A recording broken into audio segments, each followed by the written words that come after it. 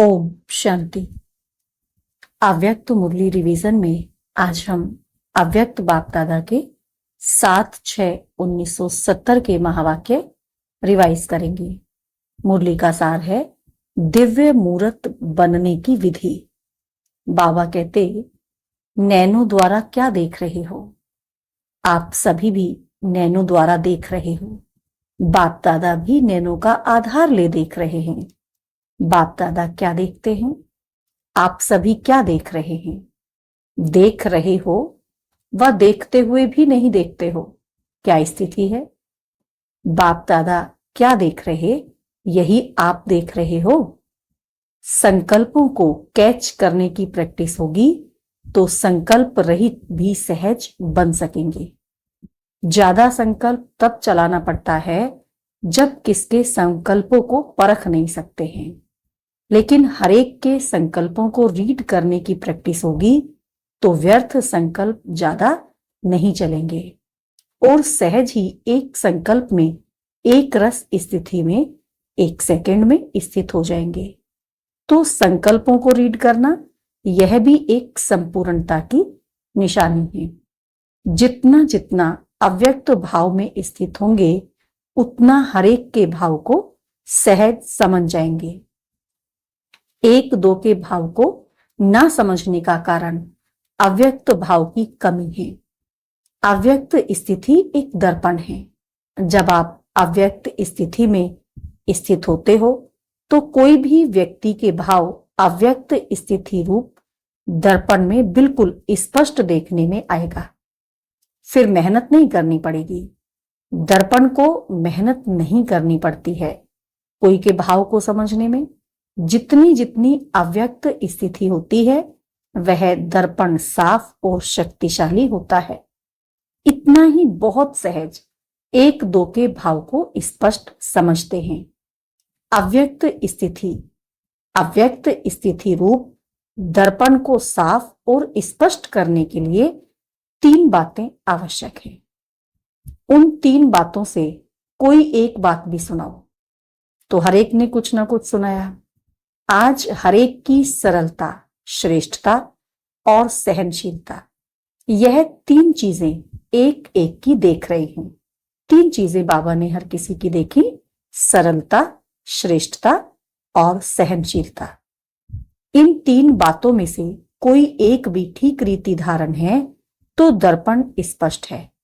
अगर एक भी बात की कमी है तो दर्पण पर भी कमी का दाग दिखाई पड़ेगा। इसीलिए जो भी कार्य करते हो वह कार्य में 3 बातें चेक करो। सभी प्रकार से सरलता भी हो, सहनशीलता भी हो और श्रेष्ठता भी हो। साधारणपन भी ना हो। अभी कहां श्रेष्ठता के बजाय साधारण दिखाई पड़ती है।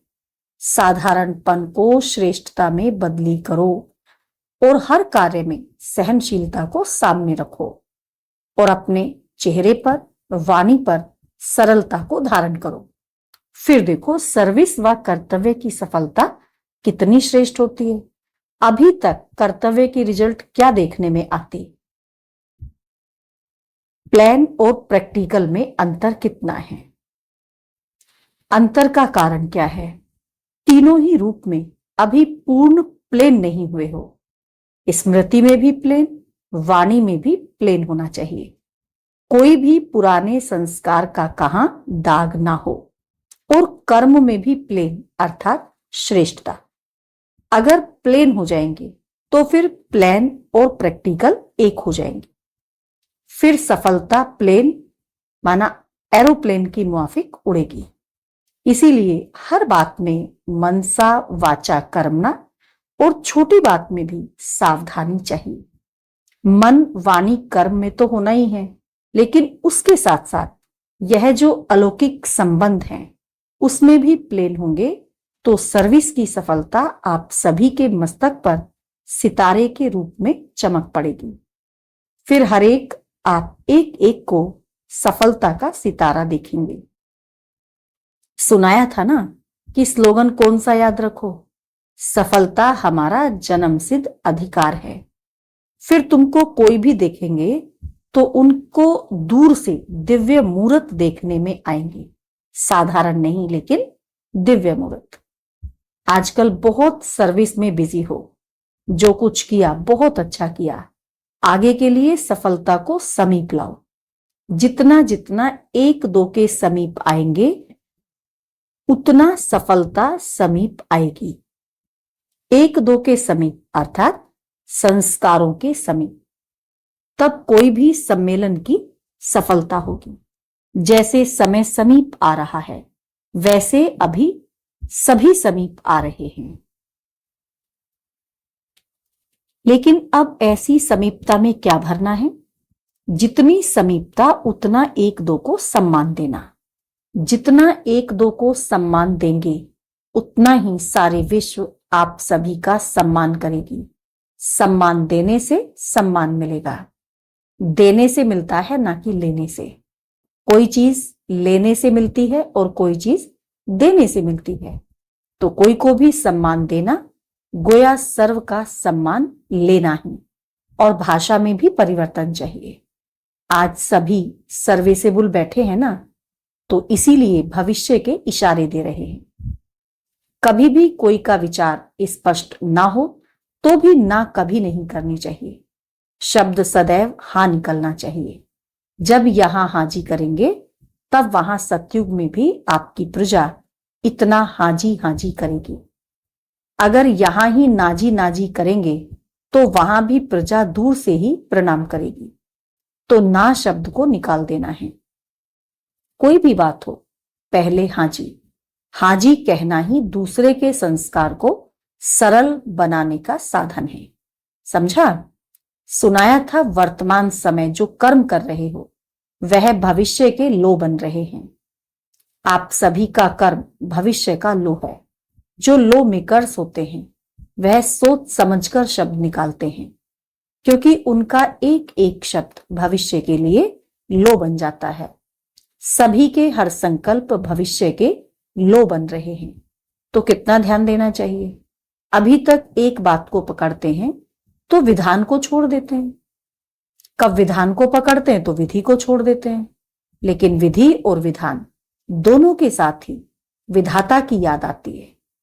अगर विधाता ही याद रहे तो विधि और विधान दोनों ही साथ स्मृति में रहेगा। लेकिन विधाता भूल जाता है तो एक चीज छूट जाती है। विधाता की याद में रहने से विधि और विधान दोनों साथ रहते हैं। विधाता को भूलने से कभी विधान छूट जाता है तो कभी विधि छूट जाती है। जब दोनों साथ रहेंगे, तब सफलता गले का हार बन जाएगी। अच्छा, आज बहुत शिक्षा दी। यह स्नेह है, क्योंकि बाप दादा समान बनाना चाहते हैं। समान बनाने का साधन स्नेह हुआ ना। कुमारियों का पेपर तो अब लेना है। साहस को प्रत्यक्ष रूप में लाने के लिए साहस में बहुत बहुत शक्ति भरनी है। अब कितनी शक्ति भरी है वह पेपर लेंगे। अच्छा, पार्टियों के साथ पहला पॉइंट, जितना जितना अपने को सर्विस के बंधन में बांधते जाएंगे तो दूसरे बंधन छूटते जाएंगे। आप ऐसे नहीं सोचो कि यह बंधन छूटे तो सर्विस में लग जाएं। ऐसे नहीं होगा। सर्विस करते रहो। बंधन होते हुए भी अपने को सर्विस के बंधन में जोड़ते जाओ। यह जोड़ना ही तोड़ना है। तोड़ने के बाद जोड़ना नहीं होता है। जितना जोड़ेंगे उतना ही टूटेगा। जितना अपने को सर्विस में सहयोगी बनाएंगे, उतना ही प्रजा आपकी सहयोगी बनेगी। कोई भी कारण है तो उनको हल्का छोड़कर पहले सर्विस के मौके को आगे रखो। कर्तव्य को पहले रखना होता है। कारण होते रहेंगे, लेकिन कर्तव्य के बल से ढीले पड़ जाएंगे। दूसरा, माताओं के जो संगठन बने हुए हैं उसमें घुस जाओ। मेंबर बनने से फिर कईयों को आप समान बनाने का चांस मिलेगा। संपर्क में आने से ही चांस मिलेगा। अभी माताओं की संस्थाओं में आप लोगों का नाम बाला नहीं हुआ है। पहले गुप्त वेश में पांव रखो, फिर वह तुम्हारे बन जाएंगे। भटकी हुई माताओं को राह बतानी है तो फिर माताएं जो बेचारी सितम सहन करती हैं, उन्हों को भी आप बचा सकेंगे। कई माताएं सहारा चाहती हैं, उनको सहारा मिल जाएगा। तो यह सर्विस कर कमाल कर दिखाओ, फिर देखो कितने हैंड्स मिलते हैं। बहुत समय की यह बात प्रैक्टिकल में लानी है। जैसे एक एशलम किसी को शरण देते हैं ना, वह है अनाथ आश्रम, यह तो सनाथ आश्रम है। अच्छा, तीसरा पॉइंट है, अव्यक्त स्थिति का अनुभव होता है। एक सेकंड में अव्यक्त स्थिति का अनुभव होता है तो उसका असर काफी समय तक रहता है। अव्यक्त स्थिति का अनुभव पावरफुल होता है।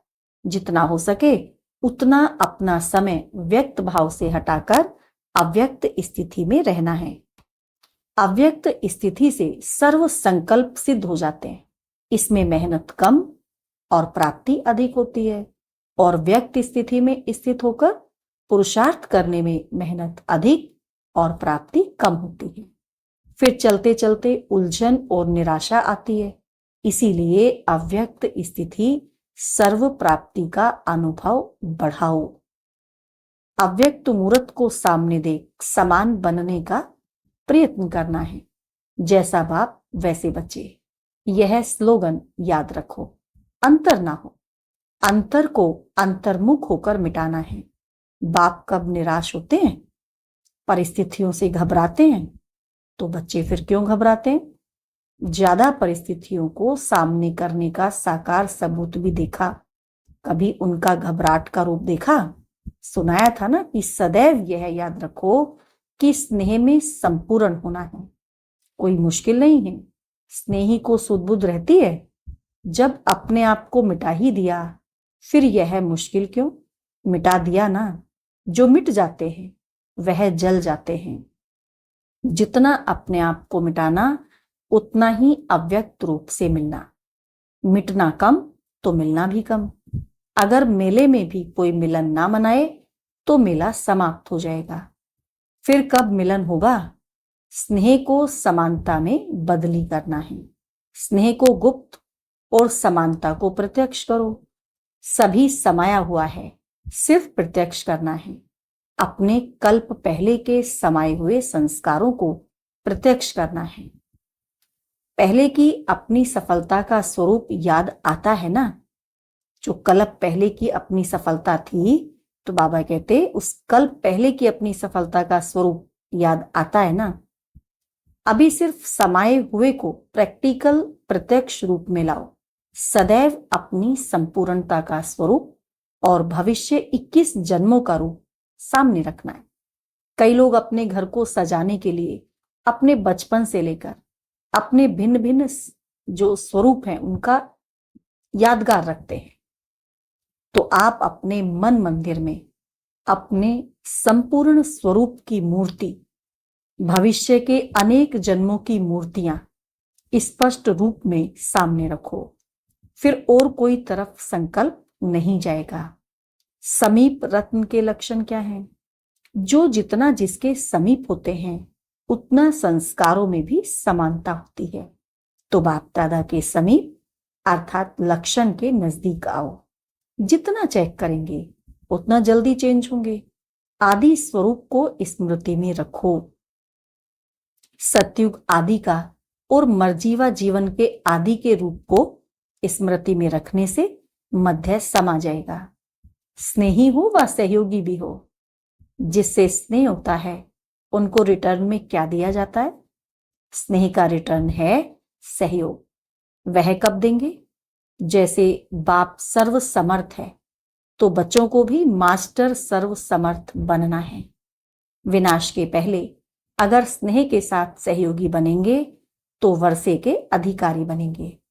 विनाश के समय भल सभी आत्माएं पहचान लेंगी, लेकिन वर्षा नहीं पा सकेंगी क्योंकि सहयोगी नहीं बन सकेंगी। चौथा पॉइंट है, कर्म बंधन शक्तिशाली है या ईश्वरीय बंधन? ईश्वरीय बंधनों को अगर तेज करो तो कर्म बंधन आपे ही ढीले हो जाएंगे। बंधन से ही बंधन कटता है। जितना ईश्वरीय बंधन में बंधेंगे उतना कर्म बंधन से छूटेंगे। जितना वह कर्म बंधन पक्का है तो उतना ही यह ईश्वरीय बंधन को भी पक्का करो, तो वह बंधन जल्दी कटेगा। पांचवा पॉइंट है, बिंदु रूप में अगर ज्यादा नहीं टिक सकते तो इसके पीछे समय नहीं गंवाओ। बिंदी रूप में तब टिक सकेंगे जब पहले शुद्ध संकल्प का अभ्यास होगा। कितनी गहरी बात बाबा ने आज हमें सुनाई। बिंदु रूप में हम कब नहीं टिक पाते हैं? जब हमारे संकल्प शुद्ध नहीं होंगे। जिस समय हमारे सभी संकल्प संपूर्ण रूप से शुद्ध हो जाएंगे तो हमारा बिंदु रूप में टिकना बहुत सहज हो जाएगा। अशुद्ध संकल्पों को हटाओ। अशुद्ध संकल्पों को हटाना है। जैसे कोई एक्सीडेंट होने वाला होता है, ब्रेक नहीं लगती तो मोड़ना पड़ता है, तो बिंदी रूप क्या है? ब्रेक है। अगर वह नहीं लगता तो व्यर्थ संकल्पों से बुद्धि को मोड़कर शुद्ध संकल्पों में लगाओ। कभी कभी ऐसा मौका होता है जब बचाव के लिए ब्रेक नहीं लगाई जाती है, मोड़ना पड़ता है। कोशिश करो कि सारा दिन शुद्ध संकल्पों के सिवाय कोई व्यर्थ संकल्प ना चले। जब यह सब्जेक्ट पास करेंगे तो फिर बिंदी रूप की स्थिति सहज हो जाएगी। अच्छा, ओम शांति।